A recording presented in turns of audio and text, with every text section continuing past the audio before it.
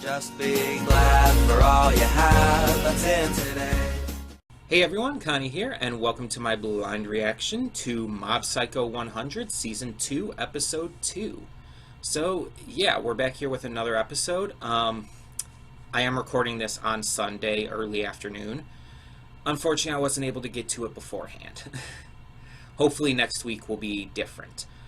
So yeah, this episode came out actually this past Monday. Because as you know, as we're doing now, when the episode is released on Monday, we're going to do it the next Sunday. So it's just the easiest way to do it. So, like, for example, episode 3 comes out tomorrow, but we're doing it a week from today. At least that's when it's going to be put up. I hopefully will be able to record it before next Sunday. Either way, so yeah, I don't know anything about this episode. Luckily, I was able to avoid spoilers, though people are talking about this one. This isn't one of those shows that I'm not seeing spoilers for. I'm seeing people are posting about this. I'm just avoiding things, and I've been successful. Yeah, I don't know what's going to happen.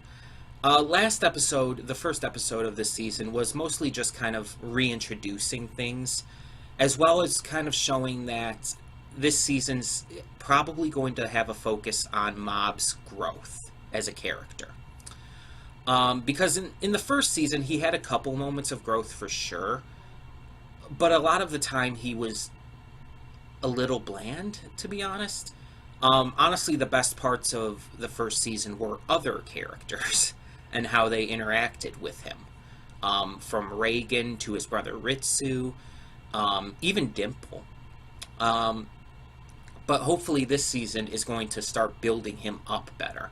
And it definitely seems like that's what it's going for. We also see some other characters focused, and there's the one part where he was talking with the one girl who they didn't actually become a couple. It was just kind of thrown to the side. It's like, no, we'll just, I guess, be friends. You saw the actual girl he has a crush on, like, nearby. She was obviously listening in, and she's, like, smooth. And it's like, I wonder if she's going to start becoming, like, a noteworthy character, because she's always just kind of been in the background, the object of Mob's affection. I'm hoping she becomes an actual character and we start learning more about her. And there's plenty of other good characters we can see more of.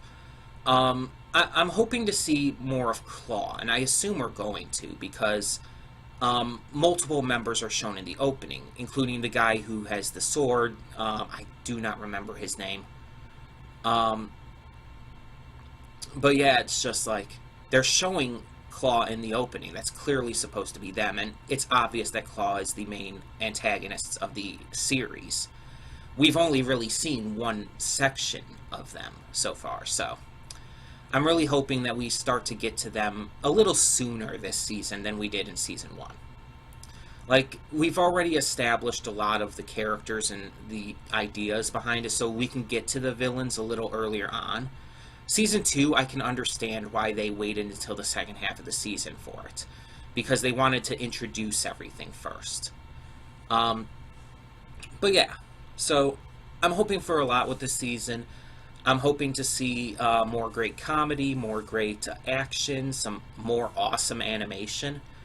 And yeah, I have very high hopes. And funny enough, it's like, this season we're getting the second season of Mob Psycho, and then in the spring we're getting the second season, I think it's the spring. No, actually it might be the summer. Either way, also this year, we're getting the second season of One Punch Man. And it's funny because both of those series were created by the comic artist One. They're by the same creator originally, so I just find it funny that we're getting both of the second seasons in the same year. But hey, I mean, they're both really popular shows, and they're both really good, so why not, right? Either way, we are going to get this started, so when the screen fades to black, pause this redirect and go to the description below. Follow the link to the reaction, and after you watch it, come back here to the redirect and resume play. because after it fades to black and then fades back in, everything from that point forward will be my afterthoughts, and will contain spoilers to the episode. So that being said, thank you so much for tuning in, and I will see you at the reaction. Okay, and we are back, and we'll begin with spoilers in 3, 2, 1, now. Okay, so, yeah, it was like I was saying in the reaction. This is a series that is steeped in the supernatural, in spirits and whatnot, and all of this kind of stuff, but with the first season, none of it was really scary or anything. It's not the tone the series went for. It was more of it's more of a comedy, of course, but there's moments where it can be a little unnerving, such as with the Smile Cult. But for the most part, it's just been more comedic or character-based, depending on which part of the first season it was. This is the first time we've actually had a more horror-themed episode, which, as you know, I approve of. And I would consider this one of those examples where it's a horror-themed episode in a non-horror-themed show. Because, honestly, I would consider this supernatural-themed, but like I said, I really wouldn't consider this show horror-themed. It doesn't really take that route with anything. But this time they went into urban legends, and this is kind of always a fun topic to cover. Of course, there are always those urban legends like Bloody Mary, the Boogeyman, stuff like that are just universal in a way. And then there are ones that are more geared towards where you live. Like there's the urban legend of the Chupacabra down in the southern U.S. and Mexico. And various things like that. There's the Jersey Devil, for example, as well. Obvious where that one is based in. Just various things like that. It's like, I've always loved these kinds of things. Junji Ito has kind of played with urban legends quite a bit in his works. You can see that on display if you want to see the anime, the Junji Ito collection, which is phenomenal, by the way. I don't care what anyone says, I think it's great. And maybe it doesn't live up to his original works, but still, I think it's still great. But yeah, so this time we really faced 3 urban legends in this episode. There is the human face dog, which ended up just being a dog with a human face drawn on him in marker. It's like, poor doggy. So they gave the dog a bath and gave him a bone, made him happy. There was the Dash Granny, which was just some old lady who liked to run, and was apparently really good at running. So those 2 were just urban legends that started because of real things that had just been seen. But then the real one was in there as well, and that was the Dragger. So the Dragger is more of a classic urban legend. This tall, creepy woman figure with long black hair, wearing a white nightgown, long nails, the glowing eyes, the pointed teeth. Very classic urban legend. The thing that made her unique, though, was more along the lines of her specific call, which was dragging these kind of mutilated-looking baby dolls along behind her. There was also the fact that she wasn't just any ordinary spirit. She was a being literally created from the imaginations of the people in the town. Their imagination on this urban legend is what literally brought her to life, which would make me think that there'd already have to be some kind of strong spiritual presence in the area to be able to bring something like that to life just from an imaginary urban legend. Maybe that'll be touched on next episode. Maybe they'll continue with this kind of thing. I mean, I would be completely fine with that. But this episode also introduced us to a new character, this other sidekick.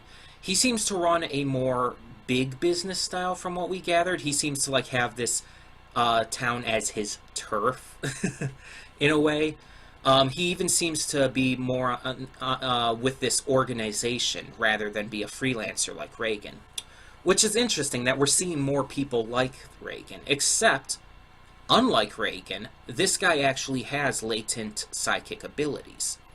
he actually has something inside of him that he's able to use. It's very weak, mind you. But Dimple was able to use it to enhance, to try and fight the Dragger. Yeah, it's a overall wild setup. The actual fight against the Dragger was really good. I like again, just horror theming of it all was really well done, and the fact that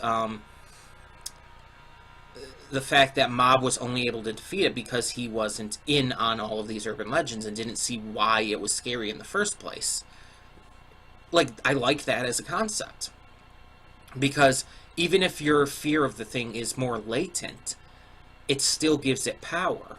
When you attack it, it beefs it up. And that's a really cool idea. It's a really fascinating idea. This alone gives a lot more possibilities to this series to bring in new spirits and creatures and stuff. And I'm hoping they do something like that. Heck, I'd be fine with like bringing in some kind of like cryptid-based storyline. Going back to like chupacabras or Sasquatches or things like that, you know, cryptids. That would be really cool to bring in. There's just so many options now, and I feel like with the idea that something can just be brought to life because of people's belief in it, it opens up a whole new set of just enemy types that they could probably bring into this series. And again, I know that the main villains are obviously going to be Claw, but still, I feel like they could just do a lot more as well. Either way, I thought this was fantastic. I thought this was a really good episode. I love the design of the Dragger. I loved how they really hammered in the horror aspect of it. Like, they did not hold back on that. It wasn't the scariest thing I've seen, of course. I think the Jack in the Haunted House episode of Samurai Jack was actually scarier. But that one also was a different kind of scary. Again, this was urban legend. That one was more of a ghost haunted house with the added tension and build up to it. So it was a little bit of a different situation. But yeah, I really enjoyed it. I really thought it was a good episode. It really set the mood right. And the one thing I haven't mentioned, the Flasher guy that was in it. Those kind of people are just scum. And it's like, how can they justify that? And it's like, oh my god. And the way he was introduced. Like, the other psychic guy, I can't remember his name, but it's like, he's trying to get all this information, and he's starting to look like a creeper to these people. And then, as the girls are leaving, the Flasher's just like, no, not the girls I was following, the little girls I was following. It's like, what? Oh my gosh. And then there was that entire fighting game moment. Like, that was hilarious, by the way. But it's just like, what was the point of that little subplot? It was... that kind of stuff irritates me. Just, not that there was a subplot in this. Like, I don't really have strong thoughts on how the subplot went. That kind of person irritates me. Let's put it that way. I just hate people like that, okay? It's like, what even? Just why? Either way, tell me in the comments below what you thought about this episode. And thank you so much for tuning in. For now, I'm Connie and I'm signing off. See you all next time. And though you've come through many obstacles,